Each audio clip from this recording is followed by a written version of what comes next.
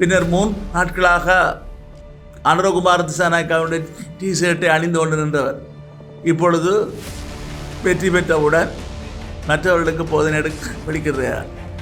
ஹரிணி அமரசூரியா அவர் கலாநிதி பட்டம் பெறுவதற்காக எழுதிய புத்தகம் ஆராய்ச்சி கட்டுரை டிசிசன் சொல்வார்கள். அது ஜேவிபியினுடைய இனவரி நடவடிக்கைகள் என்று சொல்லப்பட்டது. அந்த புத்தகத்தை மும்மொழியிலே நீங்கள் வெளியிட தயாரா? தேசிய மக்கள் சக்தியினுடைய இந்த வெற்றியில கண்டு அல்லது அதற்கு மயங்கி எங்களுடைய மக்களில் ஒரு சிலர் இருந்தாலும் புலம்பெயர் தமிழர்கள் மயங்க மாட்டார்கள், இறங்கி வர மாட்டார்கள் என்பதை உங்களுக்கு காலம் உணர்த்தும். 4 பேரை கண்டு இந்த ஜனாதிபதி தொடை நடக்குகின்றார் என்றால் எவ்வாறு என்ன பிரச்சனை தீர்க்க போறார்கள்? எவ்வாறு காணாமல் போன பிரச்சனைக்கு தீர்வு காண முடியும்?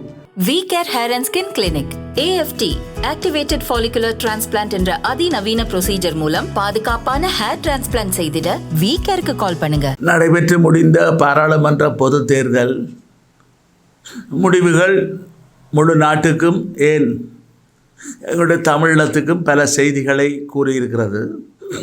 இதிலே குறிப்பாக தமிழீழ பகுதியிலே வடகிழக்கு மாகாணங்களை பற்றி நாங்கள் பார்ப்பதாக இருந்தால் இங்கே தமிழ் தேசியத்துக்கு எதிரான சக்திகள் பலப்பட்டிருக்கு என்று தான் சொல்ல வேண்டும்.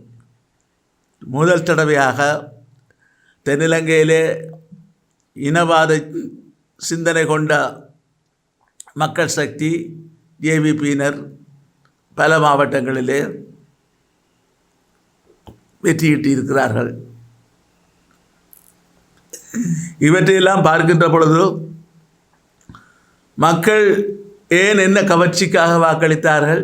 அரசு உத்தியோகத்தர்கள் உட்பட பலரும் பொதுமக்கள் வாக்களித்தார்கள் என்று பார்த்தால் அதிலே ஒரு சிலர் அல்லது பெரும்பான்மையாக சொல்லக்கூடிய கருத்து தமிழ் தேசிய கட்சிகளிடையே ஒற்றுமை இல்லை என்று.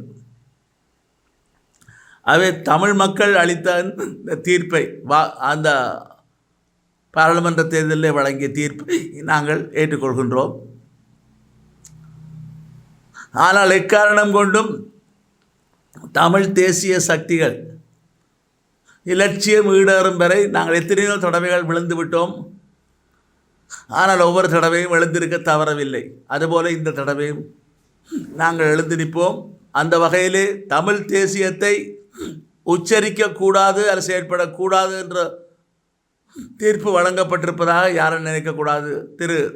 உதாரணமாக வைத்தியர் அர்ஜுனா அவர்கள் இனிமேல் தமிழ் தேசியத்தை பற்றி கூறக்கூடாது என்ற சாரப்பட கருத்தை தெரிவித்திருக்கிறார். இவர் சஜித் பிரேமதாச தலைமையிலான அந்த அணியினுடைய கூட்டத்திலே ஏற முற்பட்டபொழுது அனுமதி மறுக்கப்பட்டவர். பின்னர் 3 நாட்களாக அனுரகுமார் திசாநாயக்காவுடைய டிஷர்ட்டை அணிந்து கொண்டு நின்றவர் இப்பொழுது வெற்றி பெற்றவுடன் மற்றவர்களுக்கு போதனை வெளிக்கிறார். அதே அவர் தன்னுடைய நடவடிக்கையை மக்கள் உங்களை பாராளுமன்ற உறுப்பினர் அனுப்பினார். அந்த வேலையை பாருங்கள். தமிழ் தேசியத்தை பற்றி நீங்கள் பேசக்கூடாது என்று சொல்வதற்கு உங்கள் யாருக்கும் அருகதை இல்லை. ஜனநாயக தமிழ் தேசிய கூட்டணியிலே நான் வேட்பாளராக போட்டியிட்டிருந்தேன். என்னை பொறுத்தளவிலே எனக்கு பல நிதி நெருக்கடிகள் ஏற்பட்ட பொழுது நான் பொதுமக்களிடம் ஒரு பத்திரிகை விளம்பரம் மூலம் கோரியிருந்தேன். ஆக குறைந்தது 100 ரூபாவை கூட நீங்கள் என்னுடைய வங்கி கணக்கிலே வைப்பு செய்ய வேண்டும் என்று. அது பலருடைய மனதை நெகிழ வைத்திருந்தது. கேள்விப்பட்டவுடன் உள்ளூரிலிருந்தும் வெளிநாடுகளிலிருந்தும் பலர் எனக்கு நிதியுதவியை அனுப்பி வைத்திருந்தார்கள். அது எனக்கு மனதை மிகவும் என்னதான் என்னுடைய உடல்நிலை ஒத்துழைக்காவிட்டாலும் கூட ஊந்தாவது மக்களுக்கு சேவையாற்ற வேண்டும் என்ற மன உறுதியை எனக்கு தந்தது. அதிலே குறிப்பாக ஒரு வடமராட்சி பகுதியில் இருக்கக்கூடிய தம்பி ஒருவர், அவர் ஒரு செக்யூரிட்டி கார்டாக வேலை செய்வார். அவர் 25,000 தர முற்பட்ட பொழுது எனக்கு மிகவும் அதிர்ச்சியாக போய்விட்டது. ஆகவே இவ்வாறு பல ஓய்வு பெற்ற அரச ஊழியர்கள் நாங்கள் உங்களுக்கு 500 ரூபாயை போட்டிருக்கிறோம் என்று சொன்னால் இவ்வாறு 5,000, 10,000, 15,000, 1,00,000 என்று நிதி நெருக்கடியை போக்கக்கூடிய அளவுக்கு ஓரளவு பிரச்சாரத்தை செய்யக்கூடிய அளவுக்கு இந்த மக்கள் தந்த ஆதரவுக்கு நான் நிச்சயமாக நன்றியுடன் இருப்பேன். அவர்கள் என்ன நோக்கத்துக்காக அந்த உதவி செய்தார்களோ, நான் வெற்றி பெற முடியாவிட்டாலும் கூட என்னுடைய மக்கள் பணி தொடரும். ஆகவே இன விடுதலைக்கான போராட்டத்திலும் நான் தீவிரமாக ஈடுபடுவேன் என்ற வாக்குறுதியை அந்த மக்களுக்கு நான் தெரிவிக்க விரும்புகின்றேன். தேசிய மக்கள் சக்தியினுடைய யாழ்ப்பாண மாவட்ட அமைப்பாளராக இருக்கக்கூடிய முன்னாள் பாராளுமன்ற உறுப்பினர் திரு சந்திரசேகரம் ஊடகங்களுக்கு தெரிவித்த கருத்தை பற்றி நீங்கள் கேட்டிருந்தீர்கள். இந்த வகையிலே சமத்துவம் என்று சொல்வது இவர்களுக்கு என்ன அருகதை இருக்கிறது, யோக்கியதை இருக்கிறது என்று நான் கேட்க விரும்புகின்றேன். என்ன சமத்துவம்? இன்றைக்கு பிரதமராக இருக்கக்கூடிய திருமதி ஹரிணி அமரசூரியா அவர் கலாநிதி பட்டம் பெறுவதற்காக எழுதிய ஆராய்ச்சி கட்டுரை டீசிஸ் சொல்வார்கள். அது ஜேவிபியினுடைய இனவரி நடவடிக்கைகள் என்று சொல்லப்பட்டது. அந்த புத்தகத்தை மும்மொழியிலே நீங்கள் வெளியிட தயாரா? ஆகவே இனவரியை பற்றி நாங்கள் இன பாகுபாடு காட்டவில்லை என்று சொல்வதற்கு உங்களுக்கு அருகதை இல்லை. இதைவிட ஒரு மார்க்சிச லெனினிச ஒரு சோசலிச மரபை கொண்டவர்கள் இந்த நாட்டிலே தேசிய இனங்கள் தேசிய இனங்களுக்கு சுயநிர்ணய உரிமை இருக்கின்றது போன்ற விடயங்களை ஏற்க மறுக்கின்ற புதிய சிவப்பு சித்தாந்தத்தை நீங்கள் வைத்துக் கொண்டிருக்கிறீர்கள். ஆகவே நீங்கள் இப்பொழுது உங்களுக்கு 3/2 பங்கு கிடைத்திருக்கிறது. ஒரு புதிய அரசியல் அமைப்பை நீங்கள் உருவாக்க முடியும். அதிலே நீங்கள் என்ன மாதிரி ஆக்க பொறுத்திருந்து பார்க்க போகிறோம். ஒரு பிரதேச சுயாட்சி, மாநில சுயாட்சி என்று எல்லாம் சோசியலிசத்தில் இருக்கிறது. அதை விட்டு முழு அதிகாரங்களை மத்தியிலே குவிக்கின்றதிலே தான் நீங்கள் நம்பிக்கையாக இருக்க போகிறீர்களா என்ற கேள்வி இருக்கிறது. திரு சந்திரசேகரன் அவர்கள் தேசிய பட்டியல் மூலம் எம்பியாக நியமிக்கப்படக்கூடிய வாய்ப்பு இருக்கிறது. வேண்டுமென்றால் அவரை அமைச்சராக கூட நியமிக்கலாம். என்ன அமைச்சராக பெறலாம்? நீங்கள் மீன்பிடி அமைச்சராக பெறலாம், என்ன அமைச்சராக பெறலாம். ஆனால் எங்களுடைய மக்களுக்கு ஒரு ஒழுங்காக எங்களுடைய மக்கள் எங்களை நாங்களே ஆளக்கூடிய தீர்வை உங்களால் தர முடியுமா? உங்களால் முடியாது என்பதுதான் எங்களுடைய கருத்து.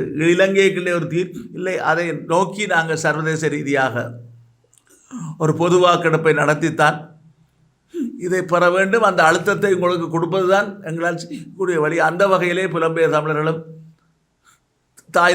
தாய தமிழர்களும் ஈழத்தில் இருக்கக்கூடிய மக்களுமாக சேர்ந்து வேலை செய்ய வேண்டிய ஒரு தேவை கட்டாயம் இருக்கிறது.